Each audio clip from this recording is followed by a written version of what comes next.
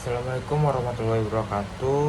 Perkenalkan, nama saya Fikri Ramadan dari TIM 2301 NPM 23110017. Saya akan membawakan materi 12 tentang aplikasi kriptografi lanjutan.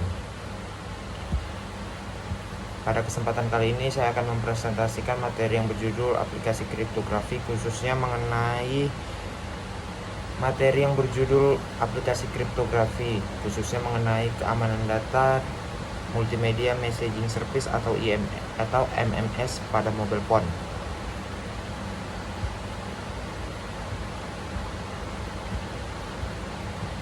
Pertama, kita bahas latar belakangnya. Seiring perkembangan teknologi, handphone yang dulu hanya digunakan untuk telepon dan SMS sekarang sudah menjadi smartphone yang memiliki banyak fungsi.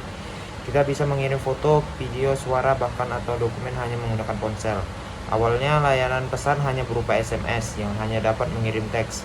Kemudian berkembang menjadi EMS yang sudah bisa mengirim gambar sederhana. Lalu berkembang lagi menjadi MMS atau Multimedia Messaging Service yang dapat mengirim berbagai jenis file seperti gambar, suara, video, dan teks sekaligus. Karena informasi yang dikirim semakin penting dan semakin banyak jenis datanya, maka keamanan menjadi hal yang sangat diperlukan. Contoh sederhananya, misal kita mengirim foto KTP kepada keluarga. Kalau data itu berhasil disadap oleh orang lain, maka identitas kita bisa disalahgunakan. Karena itu, data harus diamankan sebelum dikirim. Kemudian, mengapa MMS harus diamankan? Yang disampaikan, teman-teman perlu mengetahui bahwa proses pengiriman MMS berbeda dengan mengirim pesan secara langsung. Pesan tidak langsung berpindah dari pengirim ke penerima. Pesan akan melewati server atau jaringan MMS terlebih dahulu sebelum sampai ke tujuan. Artinya, sebelum perjalanan tersebut ada kemungkinan pesan disadap, diubah, bahkan dicuri oleh pihak yang tidak berhak. Oleh karena itu, digunakanlah kriptografi. Kriptografi ini bekerja dengan cara mengubah data asli atau plain text menjadi data yang tidak dapat dibaca yang disebut ciphertext. Ya, nantinya hanya orang yang memiliki kunci yang benar yang bisa mengembalikan ciphertext menjadi pesan asli. Contoh, misalnya saya mengirim tulisan, saya transfer uang 5 juta. Sebelum dikirim, tulisan tersebut akan diacak sehingga menjadi karakter yang tidak memiliki arti. Kalaupun ada orang yang berhasil mengambil datanya, mereka tetap tidak bisa membaca isi pesannya. Kemudian ada tantangannya. Walaupun kriptografi ini sangat penting, penerapannya di handphone memiliki beberapa tantangan. Yang pertama adalah keterbatasan memori. Handphone memiliki keterbatasan kapasitas penyimpanan dan RAM yang terbatas. Yang kedua adalah kemampuan prosesor. Prosesor enkripsi membutuhkan perhitungan matematika yang cukup banyak sehingga membutuhkan tenaga pemrosesan. Yang ketiga adalah banyak jenis sistem operasi dan perangkat. Ada Android, iPhone, dan berbagai merek smartphone lainnya. Karena itu, sistem keamanan yang dibuat harus bisa berjalan di berbagai perangkat. Selain itu, keamanan algoritma juga ditentukan dari beberapa sulit orang lain memecahkan ciphertext tanpa mengetahui kuncinya. Ya, semakin lama waktu yang dibutuhkan untuk membobol data tersebut, maka semakin aman algoritma tersebut. Pada materi ini digunakan kriptografi kunci simetrik, yaitu sistem yang menggunakan satu kunci yang sama untuk proses enkripsi dan deskripsi. Contohnya menggunakan kombinasi algoritma Vigenère-Cipher dan Pfeiffer-Cipher yang disebut dengan sebagai super enkripsi. Contoh sederhananya, misal saya dan teman saya memiliki password yang sama, yaitu 123456. Saya menggunakan password itu untuk mengunci pesan. Teman saya juga menggunakan yang sama untuk membuka pesan tersebut. Kalau password itu diketahui oleh orang lain, maka pesan bisa dibuka. Karena itu, kunci harus benar-benar dijaga. Masalah terbesar pada kriptografi simetrik sebenarnya bukan algoritmanya, tetapi bagaimana cara menjaga agar kuncinya tidak diketahui oleh orang lain. Pada materi yang ini juga digunakan metode end of file atau IOF. IOF ini teknik menyembunyikan kunci ke dalam file gambar hasil enkripsi.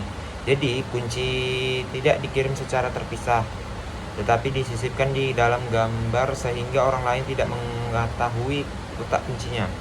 Selain itu, terdapat beberapa aturan keamanan. Yang pertama, pengguna hanya boleh memasukkan password sebanyak 3 kali. Kalau 3 kali salah, file tidak dapat dibuka lagi. Yang kedua, ada batas waktu pemasukan password.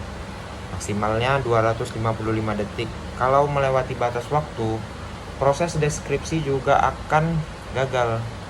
Dengan cara ini, keamanan menjadi lebih tinggi karena penyusup tidak bisa mencoba password terus-menerus. Contohnya, misal passwordnya adalah 029156. Kalau saya salah masukkan password sebanyak 3 kali, maka sistem akan mengunci file tersebut. Artinya, saya harus meminta ulang file kepada pengirim. Kemudian ada proses yang namanya enkripsi. Sekarang kita masuk ke proses enkripsinya. Tahapan pertama adalah membangun kunci Playfair, kemudian sistem membangkitkan kunci Vigenère.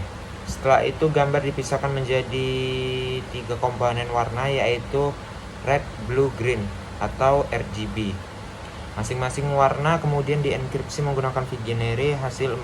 Hasilnya masih dienkripsi lagi menggunakan Playfair karena menggunakan 2 algoritma sekaligus.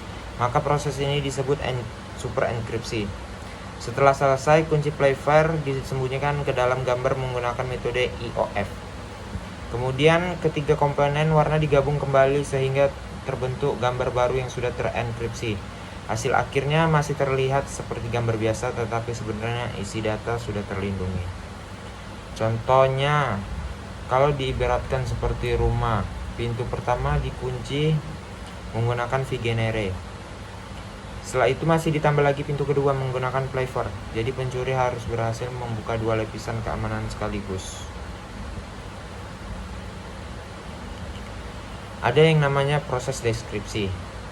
Proses deskripsi ini dilakukan oleh penerima pesan. Pertama, gambar yang diterima dipisahkan kembali menjadi komponen warna RGB, red, green, blue. Kemudian penerima memasukkan password, sistem akan mencari letak kunci Playfair yang sebelumnya telah disembunyikan. Kalau password salah, jumlah kesempatan akan berkurang. Kalau password benar, sistem akan mengambil kembali kunci Playfair. Selanjutnya gambar dideskripsi menggunakan Playfair. Setelah itu dilanjutkan dengan deskripsi menggunakan Vigenère. Terakhir, ketiga warna RGB digabung kembali sehingga menghasilkan gambar asli sama seperti sebelum dienkripsi. Contohnya, misal saya menerima foto ini. Awalnya foto ini tidak bisa dibuka karena masih terenkripsi. Setelah saya memasukkan password yang benar, sistem akan membuka lapisan Playfair terlebih dahulu. Kemudian membuka lapisan Vigenère, barulah foto asli dapat ditampilkan. Sebagai kesimpulannya, kriptografi ini memiliki peran yang sangat penting dalam menjaga keamanan data multimedia pada mobile phone. Pada materi ini digunakan kombinasi algoritma Vigenère Chipper, Playfair Chipper, dan metode end of file atau IOF, sehingga keamanan menjadi lebih kuat. Dengan sistem ini, pesan tidak dapat dienkripsi, tetapi juga kunci rahasianya ikut dilindungi agar tidak mudah diketahui oleh pihak lain. Jadi, walaupun data berhasil disadap saat proses pengiriman, isinya tetap tidak bisa dibaca tanpa memiliki kunci yang benar. Sekian presentasi dari saya, kurang lebih saya meminta maaf. Terima kasih atas perhatiannya. Wassalamualaikum warahmatullahi wabarakatuh.